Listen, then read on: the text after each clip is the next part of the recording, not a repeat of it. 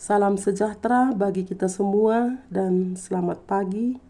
Kiranya tetap dalam kasih dan perlindungan Tuhan di pagi hari ini, hari karunia Tuhan bagi kita semua.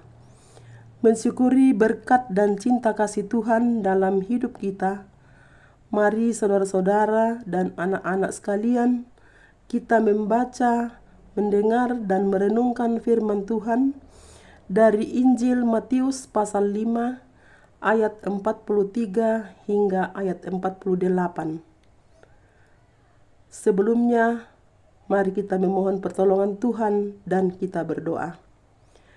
Ya Tuhan, Allah Bapa kami yang bertahta di dalam kerajaan surga, kami patut menaikkan syukur atas kasih-Mu sehingga kami boleh bangun dengan tubuh yang penuh keberkatan di pagi hari ini. Saat ini kami akan membaca, mendengar dan merenungkan firman Tuhan untuk menjadi suluh dan pedoman menjalani hari karunia Tuhan bagi kami. Ya Roh Kudus, buka akal dan pikiran kami sehingga kami mampu memahami firman-Mu, terlebih mampu melakukannya dalam hidup kami.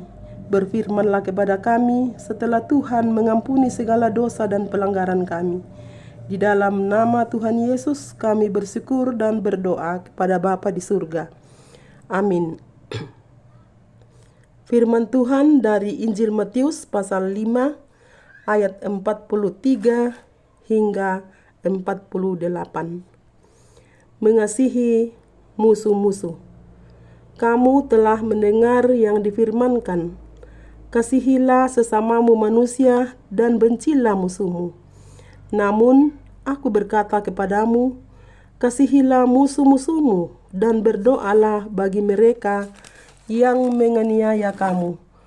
Dengan demikian, kamu menjadi anak-anak Bapamu yang di surga, sebab Ia menerbitkan mataharinya bagi orang yang jahat maupun orang yang baik, dan menurunkan hujan bagi orang yang benar maupun orang yang tidak benar. Apabila kamu mengasihi orang yang mengasihi kamu, apakah upahmu? Bukankah pemungut cukai juga berbuat demikian? Apabila hanya memberi salam kepada saudara-saudaramu saja, apa lebihnya perbuatanmu?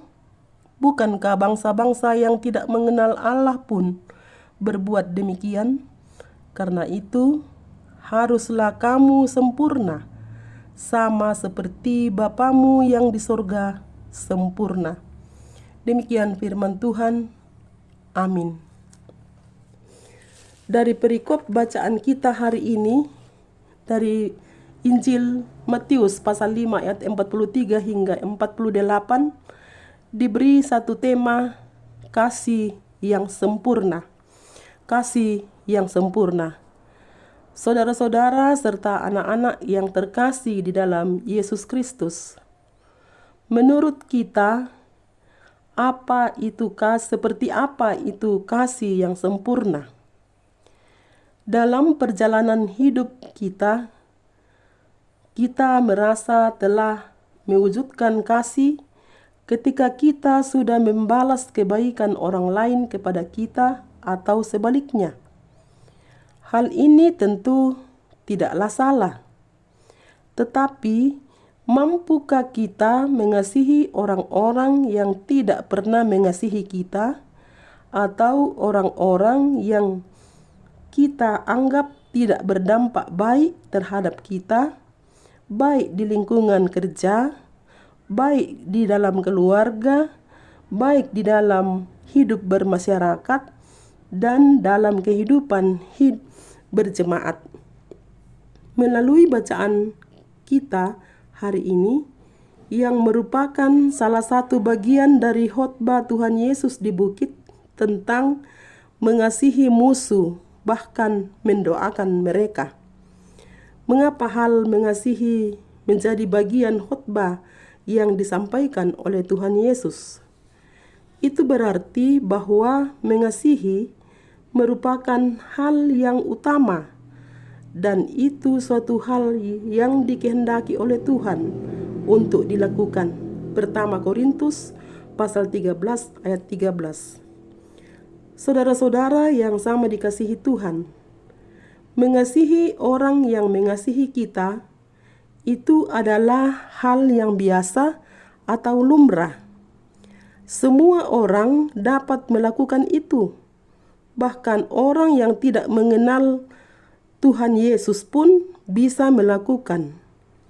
Tetapi yang ditekankan Tuhan Yesus adalah mengasihi musuh. Selaku pengikut Kristus, dasar kita mengasihi adalah karena Tuhan Yesus yang sudah terlebih dahulu mengasihi kita sebagai orang-orang yang berdosa dan tidak akan mampu membalas kasih-Nya. Karena itu, mari meneladani kasih Yesus yang sempurna, yang rela berkorban bagi orang-orang yang menganiayanya, bagi orang-orang yang menolak Dia, membenci Dia, bahkan orang-orang yang membunuh Dia. Itulah kasih yang sempurna. Olehnya itu, sebagai orang yang telah menerima kasih yang sempurna dari Yesus Kristus, seharusnya kita menerapkan kasih itu kepada semua orang, bahkan kepada musuh sekalipun, meski memang akan ada risiko yang akan muncul seperti sakit hati, korban perasaan tidak nyaman, dan lain sebagainya. Tetapi selalu kita ingat bahwa kasih yang sempurna seperti kasih Kristus, yaitu mengasihi orang yang tidak mengasihi kita. Percayalah, Roh Kudus yang akan menolong kita mewujudkan kasih itu. Terpujilah Kristus. Amin. Mari kita berdoa.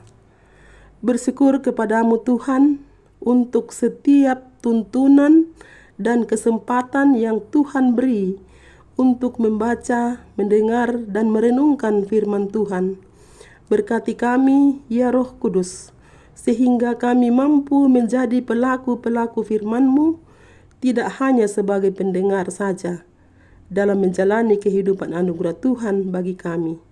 Kami mampu menyatakan kasih itu kepada sesama kami dengan tulus, bahkan mendoakan orang-orang yang membenci kami.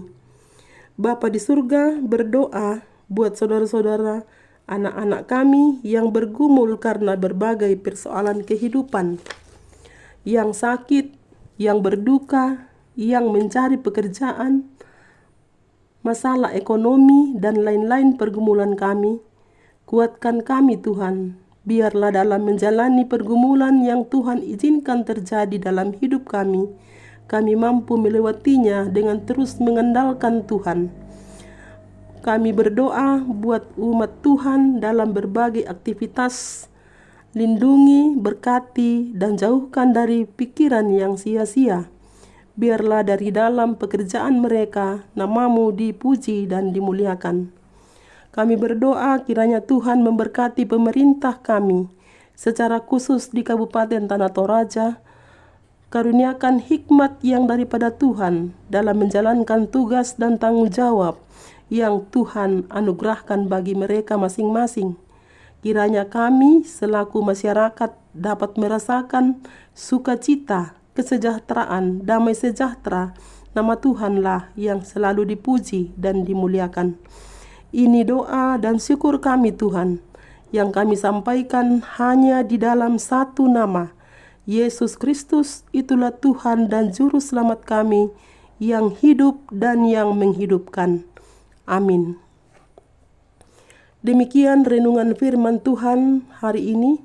Terima kasih, selamat beraktivitas. Tuhan Yesus memberkati.